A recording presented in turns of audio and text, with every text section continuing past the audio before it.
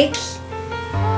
And when I looked down, I saw my father on the floor, called 911. They asked me what's the problem, and I said, my father's on the floor lying down. They asked, how old are you? I'm like, I'm 9. And they said, where do you live? And I said, I live in Seudat Hodaa.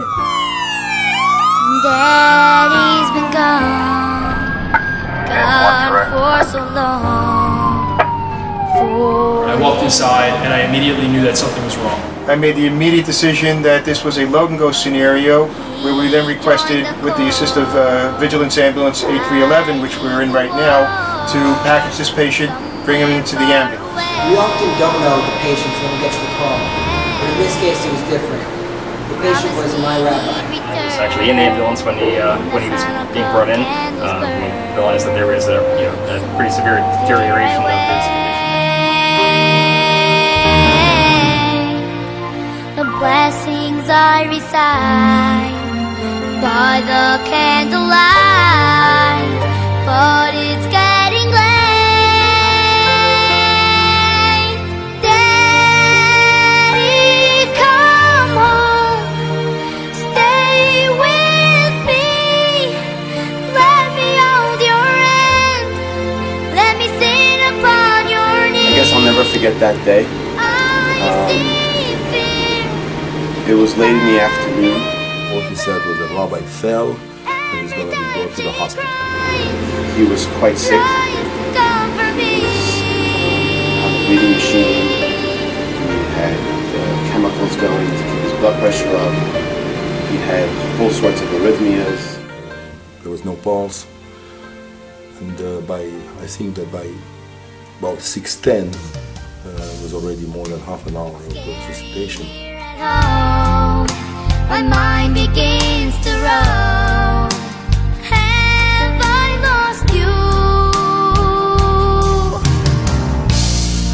He was, I guess, the sickest of the sick. Most patients don't make it to the hospital. We'll rest at home. Please, is this my pulse or is his pulse? They said that he has a pulse. Quickly moved him to our cath lab. And from there, things moved very quickly. From the time that he arrested to the time that he made it into the lab and then up to us was close to 2.5 hours. I remember telling her that he was such a good man. Emotionally, I think as an individual, knowing that my spiritual leader is in that state was very difficult for me, for my family, and obviously for the whole community.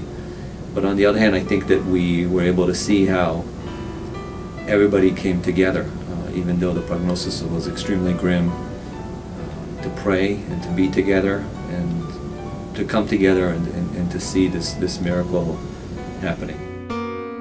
Searching for a miracle, the fear, the pain, despair, hopelessness and loneliness, I cry out, I'm so scared. It seemed that all hope was lost.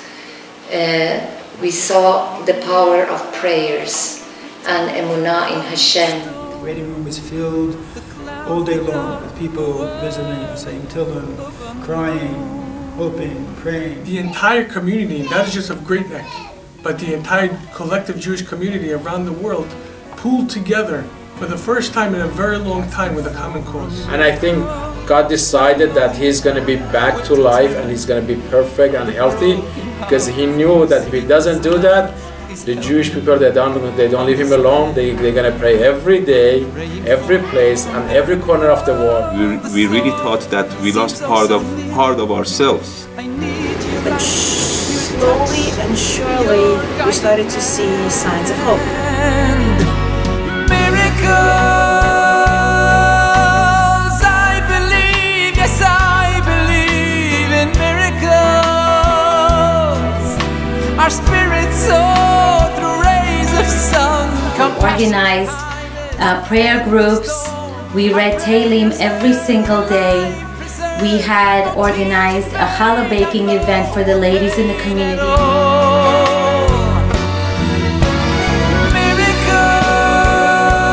Miracles, I believe, yes I believe in miracles. Many families came together to prepare a meal. I remember the first time, a few days later, when he opened his eyes, when we spoke to him. It was 3 weeks, in fact, right here in CCU Bed 9. Rabbi Geisinsky was a tremendous anchor for everybody during this period of time. Hani had no doubt whatsoever that things would turn out for the good. Throughout the whole thing, Hani and the kids were great inspiration to us. What a rock Hani was throughout all of this. You know, to be able to balance a very sick husband, work, and a wonderful family during serious illness like this is really remarkable. And then the scary part came in reference to, is he going to wake? His wife told me a little bit about his background. So I figured, why don't I try? And I came in and I said, Yosef, ты меня слышишь? Meaning like, Yosef, do you hear me? And he opened up his eyes and he was like, da. Our spirits soar through rays of sun, compassion, kindness, and the storm. Our prayers heard, a life preserved, no tears in vain. December 28th, we were able to escort him out of the hospital. Oh, miracles! I believe, yes, I believe in miracles. Care, concern, I smile once more. Now safe and warm, gone is the storm. A life sustained, the future's real.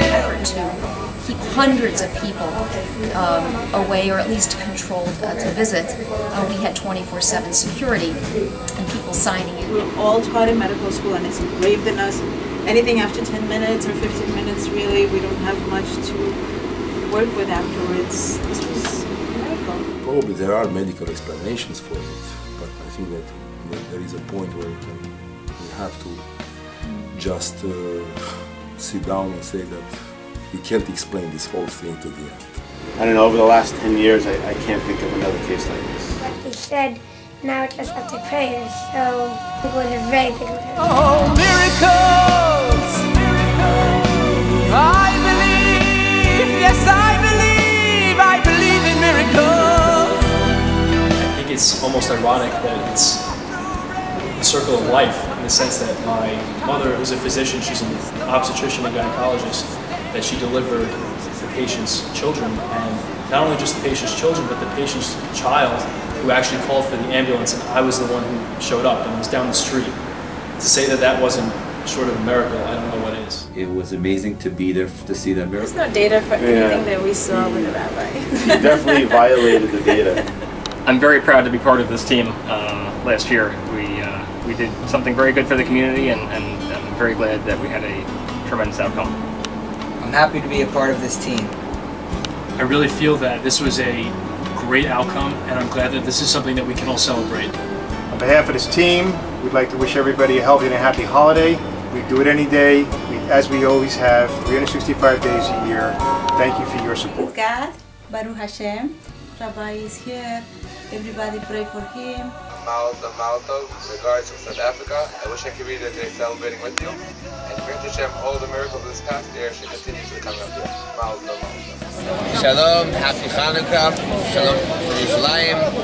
You know we cannot join you by Seudat Hodaa. We're having our own Seudat Hodaa here by the Kotel.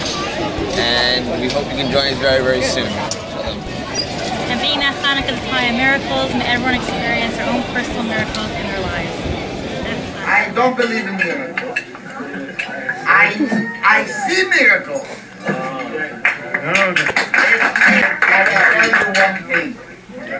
If you see me this morning speaking, it is because Hashem wanted me to be here. Feel again, oh, miracles.